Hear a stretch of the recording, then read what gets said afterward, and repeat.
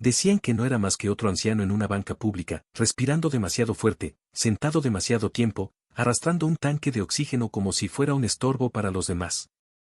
Eso fue lo que murmuró por la radio un joven oficial mientras se acercaba, con una mano ya apretando las esposas como quien se prepara para neutralizar a un delincuente.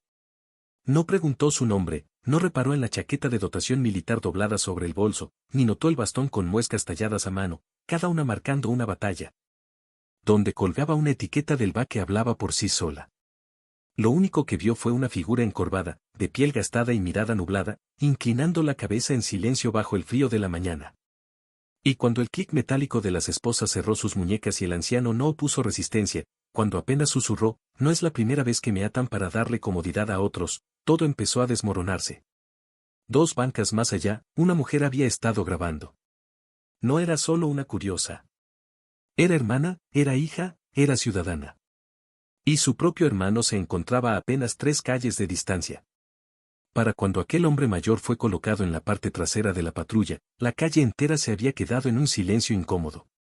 Demasiado silencio. Hasta que un rugido grave rompió el aire, el motor de un Humvee oscuro que se detuvo con firmeza frente a todos. Antes de continuar, dime algo, ¿desde dónde nos miras? ¿Crees que alguien que entregó todo debería ser olvidado? Si tu respuesta es no, escucha bien, porque esta no es solo la historia de un hombre. Es la historia de lo que ocurre cuando las personas correctas deciden levantarse justo cuando la dignidad es puesta en cadenas. Su nombre era Marshall Gans, aunque todos lo llamaban Mac desde los días en que llevaba orgullosamente las franjas en el uniforme. Vietnam, 2 despliegues. Desert Storm, una campaña más. Y una operación negra tan enterrada en clasificaciones que ni siquiera hoy pronunciaría una palabra al respecto. En el presente solo cargaba 2 cosas, oxígeno y silencio, uno en cada mano. Esa mañana, Mac había llegado temprano a la clínica del VA. Demasiado temprano. Y la banca frente a la terminal de autobuses le había ofrecido un lugar donde simplemente respirar. Ahí descansaba, con el bastón cruzado sobre su regazo, un termo de café ralo a su lado, y los ojos repasando cada rostro como si fueran fantasmas salidos de una memoria imposible de apagar. La gente pasaba. Algunos asentían, otros murmuraban. Un hombre soltó con desprecio, lo bastante alto para que todos lo oyeran: deberías haber tomado mejores decisiones en tu vida. Mac ni se inmutó. Había enfrentado cosas mucho peores que los comentarios de civiles que jamás habían visto de cerca un fragmento de metralla. Entonces llegó la patrulla. Al volante, el oficial Trent Bellamy, 27 años, uniforme impecable, gafas espejadas, y esa arrogancia que nace cuando alguien cree que el simple hecho de portar una placa le concede siempre la razón. Señor, no puede quedarse aquí, está obstruyendo el paso, dijo con tono ensayado. Mac levantó la mirada, cortés. No estoy obstruyendo nada. Solo espero mi transporte para la clínica. Mis pulmones, ¿sabe? Están dañados. Incluso levantó un poco la mascarilla de oxígeno, mostrando la evidencia. Pero Bellamy no mostró interés. ¿Tiene identificación?, preguntó seco. Max sacó su tarjeta del VA, con las esquinas dobladas y el plástico descolorido por los años. El oficial la miró de reojo y soltó una risa sarcástica. Esto está vencido, ¿tiene algo real? Fue entonces cuando Tanya Ellis, empleada del juzgado a unos pasos de ahí, lo reconoció. Ya lo había visto varias veces esperar el transporte del VA. Se acercó con su teléfono en mano, lista para grabar. Él es un veterano. No está molestando a nadie. Bellamy agitó la mano con impaciencia. Señora, ¿quiere obstruir la labor de un oficial? Luego se giró de nuevo hacia Mac, que luchaba por incorporarse con ayuda de su bastón. La rodilla le falló, los huesos castigados por la artritis cedieron, y cayó apoyado en una mano. ¿Está resistiéndose?, ladró el oficial. Quédese quieto. Y ahí vinieron las esposas. Frías, duras, cortantes. Una muñeca, luego la otra. Mac no se defendió. Solo alzó la vista, con el tubo de oxígeno medio colgando, y preguntó en voz baja: ¿alguna vez lo esposaron por quedarse quieto, oficial? En ese instante, Tanya presionó el botón de grabar. Y, a 3 calles de distancia, su hermano, el sargento Jordan Ellis, recibió un mensaje de texto: llega ya. En apenas 5 minutos, el video ya había sido compartido medio centenar de veces. A los 10, eran 2000. Y mientras Mac era cargado a la patrulla como si fuese un bulto sin valor, el mundo digital ardía. Dentro del vehículo, cerró los ojos, tratando de controlar la respiración, como lo hacía bajo fuego enemigo. Entonces se escuchó ese rugido profundo de motor diésel. Un MB militar avanzando despacio, como si la misma calle se inclinara a su paso. Luego otro. Y otro más. 12 soldados en total, botas resonando contra el pavimento como tambores de advertencia. Al frente, el sargento Jordan Ellis. Se plantó frente al joven oficial. ¿Tiene bajo custodia a Marshall Gans? ¿Bajo qué cargos? Merodeo y no portar identificación válida, respondió Bellamy, con la voz ya quebrada. Ellis no gritó. Solo levantó la mano en saludo. ¿Usted esposó al comandante Gans? Bellamy parpadeó. Él solo es. Pero no pudo terminar. El aire mismo cambió. El silencio de los soldados alrededor era tan pesado que parecía hundir la patrulla. Ellis se inclinó hacia la ventanilla trasera. Señor, ¿quiere salir ahora? Mac abrió los ojos lentamente, asintió. Desesposélo. Ahora, ordenó Ellis. El clac metálico de las esposas liberadas sonó más fuerte que cualquier sirena. Mac salió tambaleante. Nadie aplaudió. Nadie celebró. 12 uniformes formaban un muro silencioso alrededor de él. El oficial Bellamy intentó reír nervioso. Solo cumplía con mi deber. Pero hasta él sentía el peso de esas miradas firmes, de esas botas que no se movían. Mac se quedó quieto, los puños enrojecidos por el metal, la pierna manchada de polvo, un hilo de sangre bajando lentamente por su mano. No habló. No reclamó. Solo respiró, con el tubo de oxígeno agitado por el viento. Y ese silencio comenzó a transformarse en vergüenza.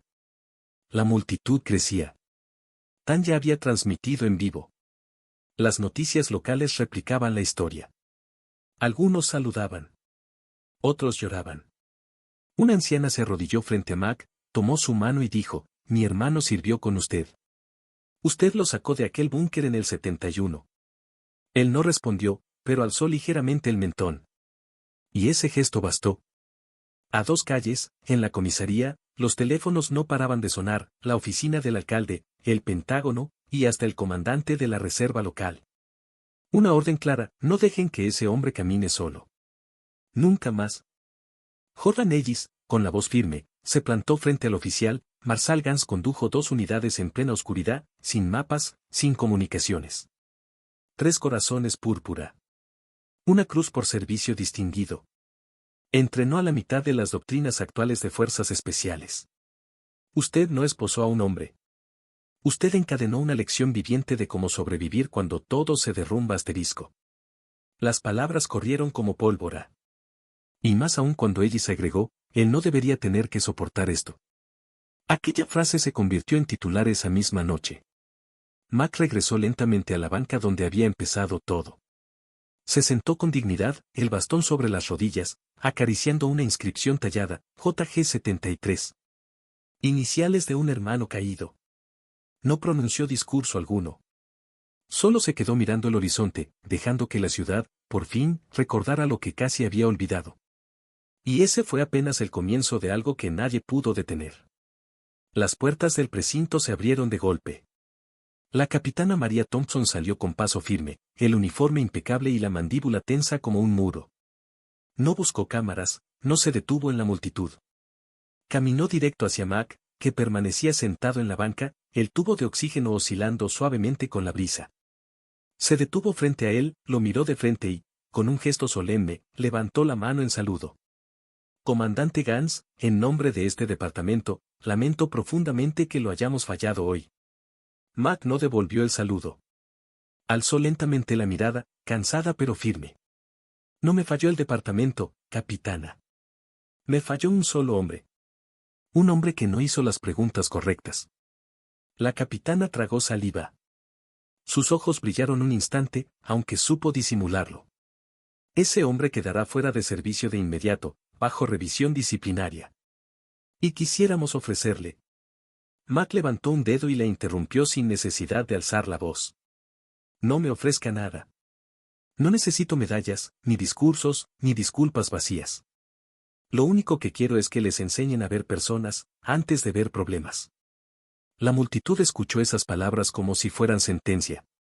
Algunos bajaron la mirada, otros asentían con fuerza. El oficial Bellamy retrocedía entre las sombras, con las manos inquietas y la frente perlada de sudor. Un susurro recorrió el público, ¿ese es él? Otro murmuró, lo vi pelear en combate, resistió bajo fuego real. Desde la cafetería cercana, un hombre mayor se levantó y gritó, yo serví bajo su mando, nos salvó con solo una brújula y una máscara de gas. Las historias comenzaron a fluir como agua liberada de una presa. Un mecánico recordó que Mac lo había ayudado años atrás a salir de un accidente en carretera. Una enfermera habló de cómo lo vio consolar a un soldado moribundo en silencio, cuando nadie más podía hacerlo. Un cartero contó que le debía la vida por una intervención que jamás salió en los periódicos. De pronto, Mac se llevó una mano al oído, abrumado por tanto ruido. Demasiado, demasiado fuerte, susurró. Ella se inclinó junto a él. Lo llevamos a casa, señor. Pero Mac negó con la cabeza, sus ojos fijos en el tumulto. Todavía no. Déjalos sentirlo. Déjalos verlo. Tal vez así no lo vuelvan a repetir. Y se quedó allí. 30 minutos más. Bajo el sol naciente, con la bandera ondeando frente al juzgado, con la ciudad entera aprendiendo a guardar silencio. Ese día, la prisa se detuvo. La gente miraba, escuchaba, y recordaba. A las 11:14 de la mañana, un SUV negro se detuvo frente a la multitud. De él descendió una mujer en uniforme de gala, impecable, con las medallas tintineando suavemente al ritmo de sus pasos. Era la general de brigada Amanda Kane. No traía cámaras. Traía un folder cerrado y la autoridad de su sola presencia. Se paró frente al joven oficial y dijo con voz firme. Se va a dirigir al hombre detrás de usted como comandante. Luego entregará su placa. Y después, escuchará. Bellamy palideció. Las manos le temblaban. Se volvió lentamente hacia Mac, con la voz quebrada. Lo siento. Usted merecía algo mejor. Mac lo miró largo rato, sin gesto alguno, como quien mide a un reflejo más joven de lo que fue. Finalmente, dijo en un tono grave. Quizás un día entiendas lo que significa cargar silencio, en vez de rabia. Se incorporó con esfuerzo, apoyado en su bastón. No miró atrás. No necesitaba hacerlo. Los soldados caminaron tras él sin recibir orden alguna. Los civiles se abrieron en respeto. Y la puerta de la patrulla quedó abierta, como si incluso el vehículo supiera que jamás volvería a contener un peso tan grande. No lo llamaron ceremonia, porque Mac jamás habría asistido a una. No buscaba reconocimientos, ni medallas, ni banderas dobladas. Solo quería recuperar su espacio, su banca, su respiración. Que el mundo dejara de mirar primero su tanque de oxígeno antes que su nombre. Pero lo que ocurrió aquella tarde no fue para él, sino para todos los que necesitaban recordar. 10 días después, la ciudad entera se reunió bajo un cielo tranquilo, alrededor de esa misma banca donde lo habían esposado. Ahora relucía pulida, fijada sobre piedra nueva, con una placa de bronce grabada con las palabras. En honor al comandante Marshal Gans, quien cargó con nuestro peso cuando no podíamos caminar. No hubo desfiles, ni trompetas, ni enjambre de cámaras. Solo soldados en formación, veteranos en sillas de ruedas, familias sosteniendo fotos arrugadas y un anciano sentado en silencio, con su bastón sobre las rodillas. El alcalde habló unas frases. La general Kane también. Pero las palabras que quedaron fueron las de Tanya Ellis, con la voz quebrada. Este hombre no solo sirvió en la guerra.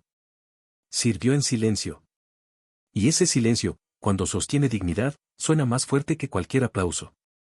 Detrás de ella, su hermano colocó una urna de cristal junto a la banca. Dentro estaba la tarjeta del va que Bellamy había despreciado, ahora enmarcada con la frase grabada, él no debería tener que hacerlo. Mac la observó un instante, apenas asintió y volvió la vista al horizonte, como si estuviera vigilando una tormenta que los demás aún no podían ver. No se le pidió hablar, pero lo hizo. Se puso de pie, sin micrófono, sin elevar la voz. No regresé por más, ni por gracias. regresé para descansar. A veces, la forma en que un país trata a un hombre cuando está quieto, dice más que todos los vítores cuando marcha. Golpeó suavemente el bastón contra la piedra y se sentó. Eso fue todo. Y el silencio que siguió no fue incómodo, fue sagrado. Incluso Bellamy, degradado y en revisión ética, permanecía al fondo con la mirada fija. Llevaba noches sin dormir, repasando una y otra vez las imágenes, no el arresto, sino el instante en que los soldados lo rodearon y la ciudad guardó silencio. Había escrito una carta de disculpa, nunca la envió, pero la cargaba siempre en el bolsillo. Ese día, cuando la multitud se dispersaba, se acercó lentamente, sin gafas, sin máscara, sin armadura. Comandante Gans, no hay disculpa que baste. Pero dedicaré cada turno a intentar ganármela. Mac lo miró fijo. No ganes mi perdón. Gánate el de ellos, dijo, señalando a un grupo de cadetes con uniformes recién planchados, demasiado jóvenes para entenderlo todo, demasiado grandes para permanecer ignorantes. Bellamy asintió, con un gesto quebrado pero sincero. Sí, señor. Mac inclinó la cabeza, sin devolver el saludo. Aprende a saludar primero con los ojos. Semanas más tarde, la banca se convirtió en un punto de referencia. Escuelas, policías en formación y ciudadanos la visitaban. La frase "el no debería tener que hacerlo" se volvió lema en talleres de ética y entrenamientos comunitarios. Pero Mac nunca buscó nada de eso. Cada martes volvía a su banca, a la misma hora, con su termo de café y el bastón sobre el regazo. A veces en silencio, a veces respondiendo preguntas sencillas. Nunca narraba batallas, pero si alguien preguntaba bien, enseñaba cómo respirar con pulmones que no quieren, o cómo reconocer a alguien que carga heridas invisibles. Una mañana de primavera, un joven soldado bajó de un SUV negro. Traía bajo el brazo una caja de madera. Se acercó a la banca, nervioso. Mi padre me pidió que le entregara esto. Dijo que usted le salvó la vida. Murió el año pasado, pero jamás lo olvidó. Mac abrió la caja lentamente.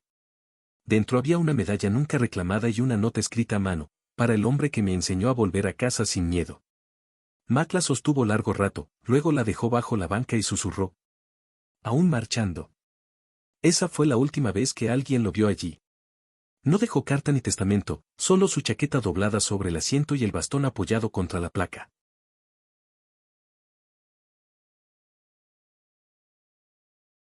Hoy, quien pasa frente a esa banca todavía puede leer la inscripción. Y a veces, alguien se sienta en silencio, mirando la carretera, como si imaginara las 12 sombras uniformadas protegiendo aquello que el mundo casi olvida. Y si uno espera lo suficiente, si escucha con atención, puede oír el eco detrás del silencio. Un recordatorio que atraviesa generaciones. No todas las cicatrices hacen ruido, pero las que se ganan en silencio lo cambian todo. Si esta historia te tocó el corazón o te hizo reflexionar, te invito a dejar tu opinión en los comentarios. ¿Qué habrías hecho tú en esa situación? ¿Crees que aún queda respeto por nuestros veteranos en la sociedad actual? Tu participación mantiene viva la memoria de quienes sirvieron con dignidad. Y si este video te pareció importante o inspirador, no dudes en compartirlo. Tal vez alguien más necesite recordar que la gratitud no debería tener fecha de caducidad.